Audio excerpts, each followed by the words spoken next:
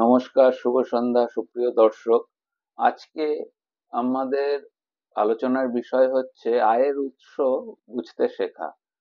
আয় হলো অর্থের প্রবাহ যা একজন ব্যক্তি বা ব্যবসার বিভিন্ন উৎস থেকে উপার্জন করা হয়। আমার নাম ইন্দ্রনীল। আজকের লাইভ সেশন শুরু করছি। আয়ের উৎসগুলি সাধারণত কয়েকটি প্রধান শ্রেণীতে বিভক্ত করা যায়।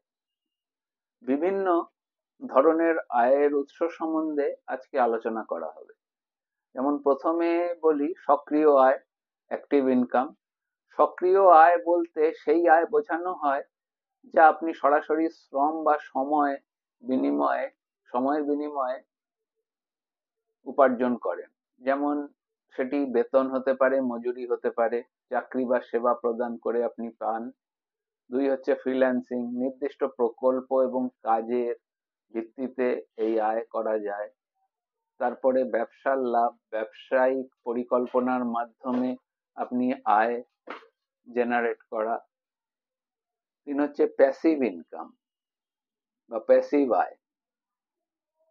প্যাসিভ আয় হলো সেই আয় যা একবার প্রচেষ্টা করে তৈরি করার পর আপনাকে নিয়মিতভাবে লাভ এনে দেয়। যেমন বাড়ি ভাড়া হতে পারে, বা বাড়ির জমি, বা আপনি কোনো বাড়ি আছে বা আপনি কোনো দোকান, আপনার জায়গা আছে, আপনি সেটা ভাড়া দিলেন, সেটা থেকে যে আয়টা আসবে সেটি। শেয়ার বাজারের লভ্যাংশ, বিনিয়োগ করে প্রাপ্ত লভ্যাংশ। ব্লগিং বা ইউটিউব, অনলাইন কন্টেন্ট তৈরি করে বিজ্ঞাপন বা স্পন্সরশিপ থেকে আয়। তিন হচ্ছে পোর্টফোলিও ইনকাম।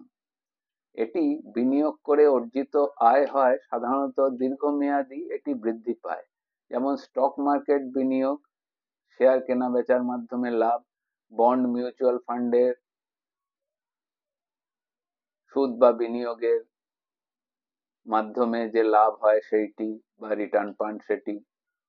আয়ের উৎসকে বৈচিত্র্যময় করা কেন গুরুত্বপূর্ণ?